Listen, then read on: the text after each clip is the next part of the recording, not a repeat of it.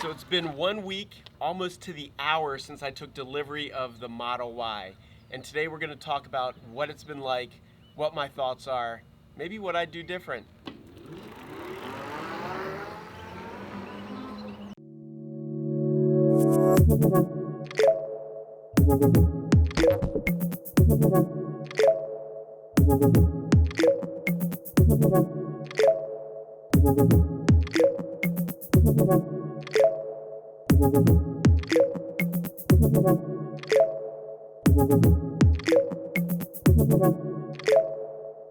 So before I jump into this video, I wanted to talk briefly about all the craziness that's going on in the world today.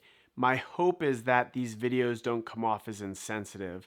I realize that there's far more important things going on in the world today than me posting content on my Model Y and a new car that I got. Much like you guys, I'm going through some of this uncertainty with my job being restricted because I work in hospitals. We're now at a stay-at-home ordinance in Maryland, so just running your normal errands has come to a halt and life is really changed. That said, the way I'm finding to cope with all this is to create content that I think people will find interested in, things that I'm interested in. And I think we're getting a lot of views on the channel because it's content that you want to see, and you're equally trying to find ways to fill the time and get your mind off some of this chaos. So please know I recognize that these videos are very insignificant in the big scheme of things, but I appreciate you watching. Hopefully you're staying safe. And now let's get to the video. So this past week has been a roller coaster with regards to this channel. I've had this page for about 2 years where I've posted different types of videos, and some videos got 10, 20, 30,000 views. Most of them got 10, 20, 30 views, and I've been living between like 300 and 350 subscribers. But since I've started posting videos about the Model Y, the channel has just taken off. And I think the most fun I'm having with it at this point is the interaction from you guys. You guys are watching these videos and then leaving comments, asking questions, pointing out some good things I didn't think about. And that's been the most fun for me thus far, is getting the engagement from the people that are watching the videos. So what I wanted to do in today's video was talk about some of the past videos I've posted, some of the questions that have come up, and really what my experience has been like for the past week of owning this car. So I think the most appropriate place to start is with regards to performance gate. So there are a lot of questions, doubts, concerns that the Model Y I did the walkthrough with was even a performance model. A lot of people thought because it didn't have the carbon fiber spoiler, it didn't have the red badge on the back, that it was actually an all-wheel drive long range. Well, it's a performance. So one person commented on my page that if the 8th digit of the VIN is a letter F, that signifies that it's a performance. And I talked to Tesla multiple times, and they confirmed that this is in fact a performance vehicle. In talking to them, they also acknowledged that it should have the carbon fiber spoiler and it should have the red badge. So when I take the car in to get serviced, there's some little things I need to get tweaked. They're going to add all these things, and the car will officially look like a performance vehicle.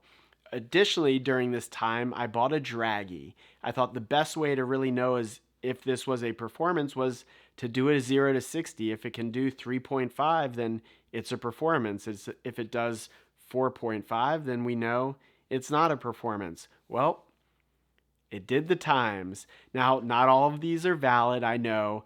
The area I live in is not, it's country roads, so there's very few flat roads. And some of these were off by like 1% slope, and it made the test invalid. But you can see it was doing 3.54 to 3.63, so it's doing performance times. It's a performance vehicle.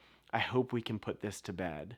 The one thing I will say that I think this answered, there's a lot of questions on Reddit on, is a performance very simply an all-wheel drive long range with software turned on to make it a performance? I think the answer to that might be yes. If you look at this car, it looks like an all-wheel drive long range. I don't wonder if Tesla makes all-wheel drive long range cars, and then when it's time to fill the order, if it's a performance, they turn software on that makes it a performance. So I think there could be something to that, but the car is a performance. We're going to squash all that talk we're done with it. So while we're on the topic of performance, I want to talk quickly about the upgrade package. A lot of people have commented, if you're buying a performance and investing in the performance, why not take the free upgrades? They don't cost you anything. It looks amazing. It's a no-brainer. And I agree. The car looks gorgeous with the 21-inch black wheels, the red calipers. I love everything about it, except the 35-mile range hit it takes from adding these things to your car. Now, I know people say, well, you can sell the wheels, you can do this, you can do that to get most of your range back, and I'm sure you can, but one, you just bought a car, you love the way it looks, why do you want to get rid of those wheels? I wouldn't have ended up doing that. And two, I commute so much for work, I couldn't take the risk that I couldn't get the range back. And to me, the end-all be-all with these electric cars is range. Had the all-wheel drive long range had 330 miles, I wouldn't have even gotten the performance. I only got the performance because the range was the same as the all-wheel drive long range. Something else I've been thinking about was the efficiency test I did. So in the efficiency test, it showed that the car was about 75% efficient. If you haven't seen the video, I'll link it here. So I'm going to take some numbers and throw them out at you. Please tell me if my thinking's wrong. I know you guys aren't shy to rip me to shreds if you need to. But in my car, at 100%, it gets 315 miles of range. Now, you're not supposed to charge your car at 100%, so I charge at 90. So every morning, my car has 283 miles of range out the door. Now, if the car is only 75% efficient, that 283 is now knocked down to 212 miles of range. That's over a 100-mile hit from just efficiency and how you charge your car. Now, if you take the same math and add it to the performance with the upgrades, that car at 100% has 280 miles of range. Charging at 90%, you're down to 252. Factor in 75% efficiency, and the car is at 189 miles of range. This is crazy to me. I mean, people buy Teslas because they have the best range of any cars out there. Now you're in the neighborhood of an Audi e-tron and how terrible the battery and range is on that thing. So I didn't want to buy a car like this where range is the end-all be-all and take such a huge hit in range. So I didn't go with it just based on how much I drive. If you're somebody that drives a lot less than me and maybe you 40, 50 mile round trip, get the upgrades. It looks gorgeous and it's a great car. So that's the upgrades. So I want to talk for a second about the sound test video I made. And I know it's not going to be a second. It's probably going to be too wordy. I could cut off minutes of this by getting to the point. But I wanted to talk about it because I was really deflated after that video. I thought there would be a larger discrepancy between the Model 3 and the Model Y. Now, I'll start by saying both cars are quiet. The Model 3 is a quiet car. Some people thought I was saying the Model 3 is loud, and there are wind noises, there are things that you hear, but I think because there's not an engine, you're more sensitive to the sounds in the car. But without question, the Model Y, after driving it for a week, is much quieter than the Model 3. But the dB level would have told you different. The variance was really only 3. So I was like, what's going on? What did I do wrong? And that's where you guys come into play. So 2 people left comments on the video, which were really helpful. I believe it was Johan had mentioned that a difference of 3 decibels is almost double. And I'll put up here, if you see on Wikipedia, if the decibel level's at 0, and then you go up to 3, it doubles. It goes from a power ratio of 1 to almost 2. So it doubles when it's just 3. So that was one comment. And then Steve made a comment about how a difference of 10 decibels is double to the human ear. And if you look in here, so let's take 60, because I live between 60 and 70. At 60, the number is 1 million. So the power ratio is 1 million at a decibel of 60. And when you jump up to 70, it goes to 10 million. So the increase is so much by such a small difference of 10 decibels. So that made me feel better, because if a decibel level is double at 10 and I was at 3, that could account for a 20 to 30% decrease in noise. So I appreciate you guys kind of chiming in, because what I was really frustrated about was the decibel meter not equating to what I was hearing, but based off the comments, I think the decibel reader was right. I think it's showing that the car is quieter, and we just have to be aware that a small change in decibels is very impactful on what we hear. So thanks for your comments on that. That made me feel better and kind of reaffirm that the car is quieter. So the last couple things I want to talk about before I wrap this video up are just little odds and ends, questions that came through that I thought were interesting, or some comments on the videos that I wanted to address. And I'm just going to roll through these really quickly. The first was supercharging. Some people asked if supercharging was different in the Model Y than it was in the Model 3, and the answer is no. It charges exactly the same. In fact, on that efficiency video, I stopped at the exact same supercharger that I've stopped at 100 times prior. So some people have asked what supercharging looks like in the Model Y, and here it is. Looks exactly the same as supercharging in the Model 3. I'm at 567 miles an hour. My battery was at 5%, so we're just plugging right along. No changes here. Somebody asked about body roll. I'd mentioned body roll with the Model Y, and they actually sounded like they were concerned the car might tip over. So I don't have any concern the Model Y is going to tip over. The only reason I mentioned it is because the Model 3 sat so low to the ground. It's a heavy car. It sits low. Maybe the suspension's a little bit stiffer. When I went through turns, I never had any concern about letting off the gas. I mean, you felt like you were glued to the road.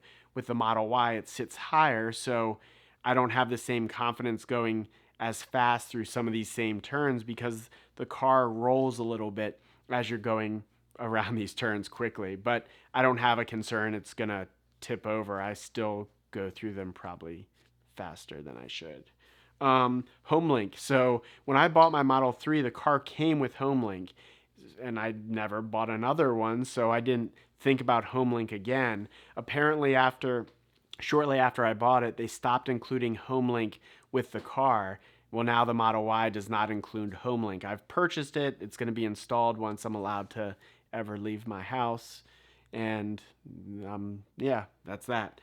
The silver pedals don't come with a standard performance. It only comes with the performance with the upgrades. So that's one thing. There's no track mode on the car.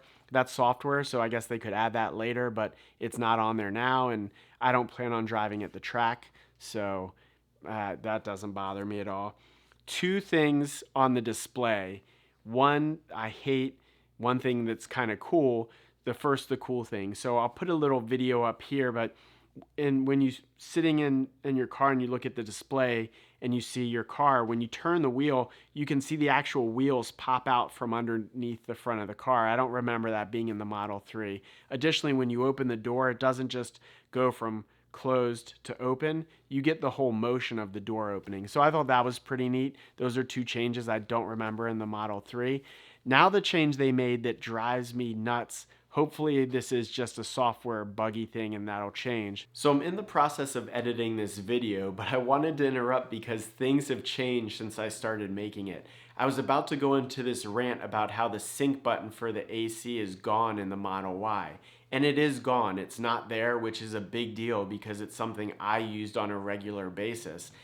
However, there is a way you can access it, and I'm going to show you how to do that now. No sync button. Boo! Turn off climate sync. Yay! The second thing I wanted to talk about was the efficiency portion. So I used an efficiency rating of 75% because that's what Tesla said that my car was performing for the longer trips that I made. Now it's important to note that the temperature when I made these trips was 40 degrees. The reason I point this out is Brian from I1 Tesla did an efficiency video for his Model Y with performance and the upgrades, and his efficiency was much better than mine. The difference is the weather where he was doing his efficiency test was 83 degrees versus mine, which was 40. So I think it just shows that temperature can play a role in how the car performs, and the reason I use 75 is that's what the app told me, and the temperature probably played a huge role in that. And the last thing I wanted to touch on was a comment I got from Irvin. Irvin let me know that the change from 67 decibels to 70 decibels is double in terms of what we hear. So it just reinforces that while I thought this was a fail in terms of Model Y and Model 3 sound test, the Model Y is much quieter than the Model 3. That is it. That is all my notes. That is everything. Thank you for watching. Be safe. Practice your social responsibility to stay away from everybody except the people in your family. Get better. Be better. I'll see you next time. See ya.